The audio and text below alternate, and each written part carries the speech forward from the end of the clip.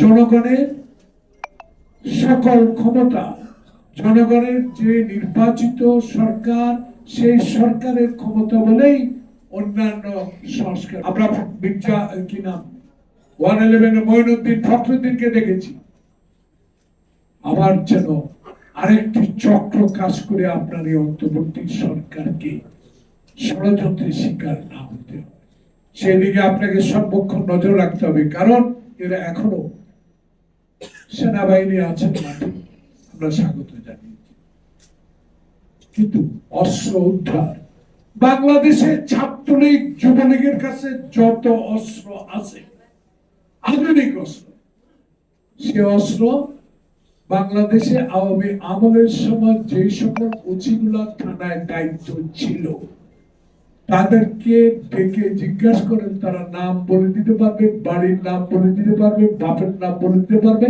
অস্ত্র কোথায় আছে সেটাও বলে দিতে পারবে। তাদেরকে বলেন লিস্টটা দিতে, সেনাবাহিনী লাগবে না, সেনাবাহিনীকে মাঠে নামানো লাগবে না, তারাই যথেষ্ট। তাদেরকে বলেন চাকরিতে থাকতে হলে অস্ত্রধারীদের নাম, অস্ত্রগুলা কোথায় আছে ফেরত দেওয়ার ব্যবস্থা করে। এই কাজগুলো তাকে করতে হবে, অস্ত্র উদ্ধার করতে হবে। সংবিধান প্রতিষ্ঠানগুলো ধ্বংস করে দিয়েছে, বিচার বিভাগ ইনশাল্লাহ আস্তে আস্তে ভালো দিকে যাচ্ছে, 30 জন বিচারক এখনো আছে, সেই বিষয়েও সরকার চিন্তা করা উচিত। তাই আমি মনে করি যে একটা যৌক্তিক সময়ের মধ্যে একটা নির্বাচনের রোড ম্যাপ দেওয়া উচিত। কারণ এই রোড ম্যাপ দিলেই জনগণ বিশ্বাস করবে এটা 111 সরকার নয়, এটা ছাত্র জনতার রক্তের বিনিময়ে অর্জিত সরকার। তাই আপনাদের বিশ্বাসটা আনতে হবে জনগণের কাছে। সেই বিশ্বাসটা আনতে হলে সকল আন্দোলনরত রাজনৈতিক দলের সাথে যেভাবে আলোচনা করছেন, তাদের আলোচনা, তাদের সুপারিশ মোতাবেক দেশে একটি নির্বাচনের তারিখ ঘোষণা করা উচিত। এটাই জনগণের প্রত্যাশা, এটাই জনগণ বলা শুরু করেছে। তাই আমি মনে করি বাংলাদেশ জাতীয়তাবাদী নেতা তারেক রহমান স্পষ্ট বলে দিয়েছে, আমি এমন একটি নির্বাচন চাই যে নির্বাচনে রশি টানিয়ে 1991 সালে বেগম খালেদা জিয়া প্রধানমন্ত্রী হয়েছিলেন।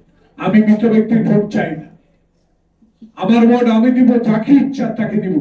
এই পদ্ধতিতে যে নির্বাচন কমিশন বাংলাদেশে আপনার অধীনে একটি নির্বাচন উপহার দিতে পারবে, সেই নির্বাচনে ইনশাল্লাহ তারেক রহমান প্রধানমন্ত্রী হবে।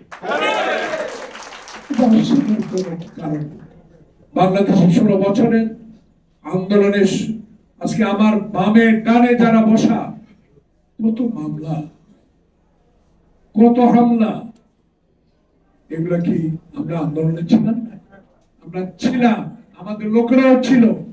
সবকিছুর বিনিময়ে অর্জিত এই দ্বিতীয় স্বাধীনতা। যারা আজকে স্বাধীনতার সপক্ষ লোক হিসেবে দাবিদার ছিল, তারা লুট করেছে, তারা কানাডায় বাড়ি করেছে, তারা ব্যাংককে বাড়ি করেছে। যারা মুক্তিযুদ্ধের সপক্ষ লোক হয়েছে, তারা ভুয়া 26,000 মুক্তিযোদ্ধা নিয়োগ করে টাকা লুট করেছে। তারা গ্রামে গ্রামে কি একটা ক্লিনিক তৈরি করে হাজার হাজার কোটি টাকা লুট করেছে। আজকে দেখুন, আমি আসতে দেখলাম প্রেস ক্লাবের সামনে কমিশনাররা তাদের পুনর্বহাল চায়। এরা কি নির্বাচনে হয়েছে? জনগণের ভোটে হয়েছে? তারা এখন আবার শুরু করেছে তাদের পুনর্বহাল করতে হবে। এদের বিরুদ্ধে কথা বলতে হবে, এদেরকে মানে যাতে কোন রকম অনুষ্ঠান করে সেই সরকারকে অস্বস্তি করতে না পারে, সেই ব্যবস্থা সরকারকে অবশ্যই করতে হবে। তাই আজকে এই ক্ষুদ্র পরিসরে একটা মহৎ অনুষ্ঠানে অন্তর্বর্তীকালে সরকারের প্রতি আমাদের জোরালো সমর্থন থাকবে। সাথে সাথে এইটুকু থাকতে হবে, রোডম্যাপ অবশ্যই আপনাকে দিতে হবে।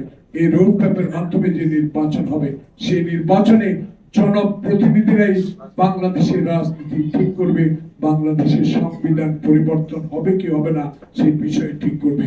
তাই আজকে সংস্কারের প্রতি আমাদের সমর্থন আছে, কিন্তু সব বিষয়ে সংস্কার করতে গেলে সময় ক্ষেপণ হবে বলে জনগণ মনে করে, আমি মনে করি। তাই আজকে আমাদের দলের নেতা তারেক রহমানের নির্দেশ মোতাবেক আমরা আছি গ্রামে। আজকে একটি কথা বলে শেষ করতে চাই, শেখ হাসিনা 3 দিন আগে বলেছিল পদত্যাগের, যে আমি যদি চলে যাই আমার 1 কোটি আওয়ামী লীগকে বিএনপি জামাত হত্যা করবে। বুকে হাত দিয়ে বলেন তো, একটা আওয়ামী লীগ নেতার গায়ের উপর কোন ইউনিয়নে, কোন ওয়ার্ডে, কোন গ্রামে, কোন পৌরসভায়, কোন বিভাগে, কোন রাজধানীতে আমরা আমাদের নেতা কর্মীরা গায়ে হাত তুলেছি। বরঞ্চ আমাদের লোকের উপর আক্রমণ করেছে। গোপালগঞ্জে যেইভাবে আমাদের